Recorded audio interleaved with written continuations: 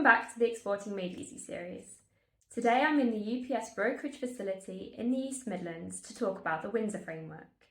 I'll be joined by Andrew Fisher, Region Brokerage Solutions Supervisor, to discuss what the Windsor Framework will mean for businesses in Great Britain and Northern Ireland. Hi Andy, thanks for joining me today to talk about the Windsor Framework. So to kick off the conversation, can you tell us exactly what is the Windsor Framework? So Windsor Framework was agreed between the UK government and the EU back last year.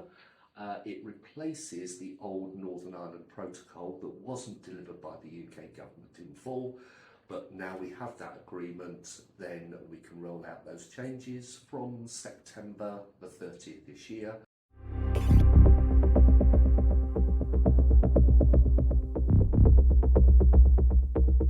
So in order to be ready for that date, what do customers need to do?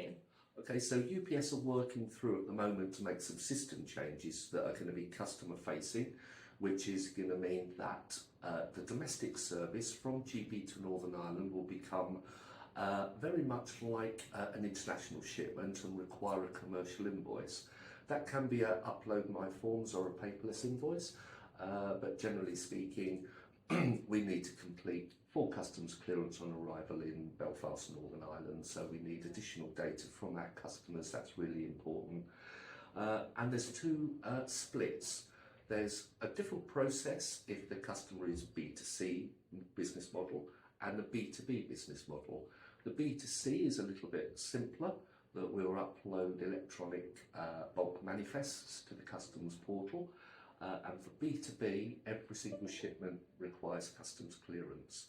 So customers need to be prepared for that, especially Northern Ireland importers with their XI URI numbers, hopefully their UKIMS approval number, etc. Because we want all our customers to avoid paying EU duty on those shipments.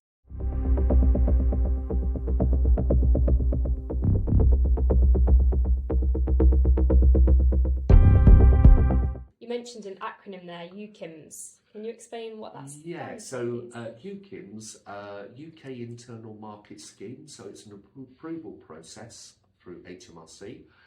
It's been open since September last year for traders to apply. They'll go through a series of steps. That's mainly for permanent business establishments based in Northern Ireland, but can in some circumstances be the GB shipper. And once they have been approved by HMRC, then there'll be no duty and VAT to pay. If their goods are considered at risk, meaning they could be sold into the European Union, then they'll have to pay duty on those goods or duty and VAT for business shipments to businesses in Northern Ireland. But if they are then determined to be consumed in Northern Ireland, they can reclaim those duty and VAT charges from HMRC after the event, but they have to prove that to HMRC. Okay.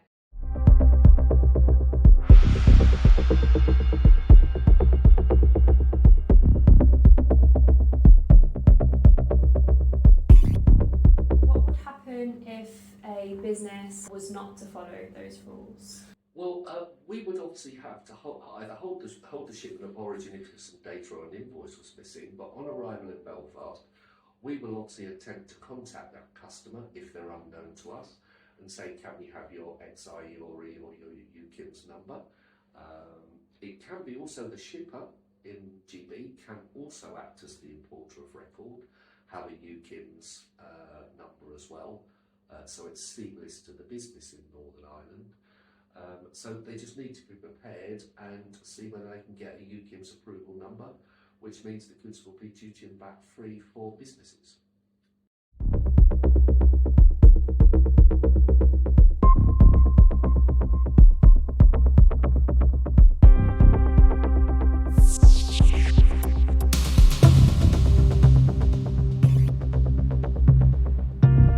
What if the Northern Ireland importer doesn't have a UPS account?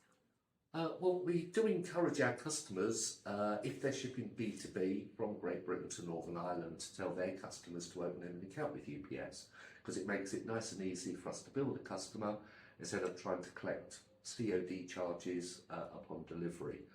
In most cases, if a customer's shipping B2C, there should be no additional charges, no customs fees upon delivery. And it's only if a customer or a shipper or an importer doesn't have a UKIMS, that will mean there might be duty to be paid. So in a lot of cases, there won't be any charges to pay additional to today. But if the business model means that the goods are at risk, then there will be charges. So best to open a UPS account.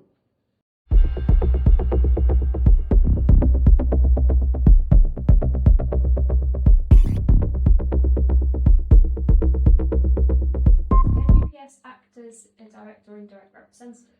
Yes, we can, either or both. Yes, of course we can. The only thing we won't do, we won't act as the actual importer of record itself. That will be down to the Northern Ireland business, or it can be the GB shipper.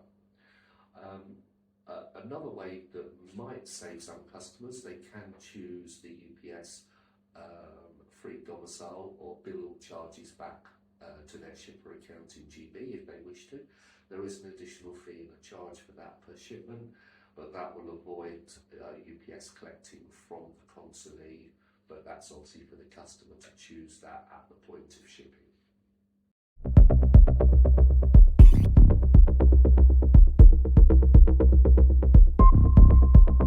there about shippers from Great Britain to Northern Ireland. Yep. Is it the same framework and rules that's for Northern Irish shippers going to Great Britain? No, that still remains unfettered access. So pretty much 99.9% of shipments will remain domestic from Northern Ireland back to GB. There's only a few differences to that, but it only has to be shipping CITES goods that they need to go through the CITES processes, get the CITES documents stamped before export out of Northern Ireland. But generally speaking, everything Northern Ireland to GB will remain for UPS a domestic service without customs clearance. What about if I was a business in Great Britain who shipped goods to Northern Ireland that were then returned? Would that still That would still be unfettered access and will be a return shipment as a domestic service, yes. Okay, thank you.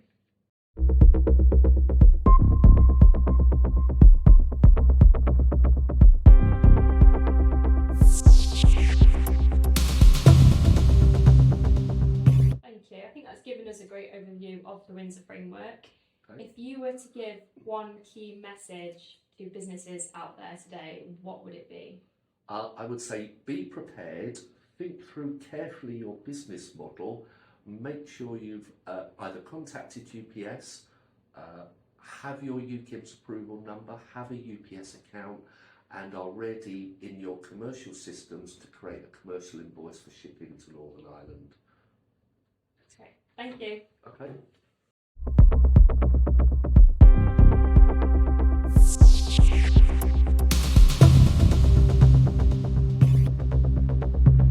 We hope you found this information useful. If you need any further support on the Windsor Framework, please feel free to reach out to your account executive. If you don't have an account executive, you can contact a member of our team on ups.com/GB and navigate to the Contact Us page.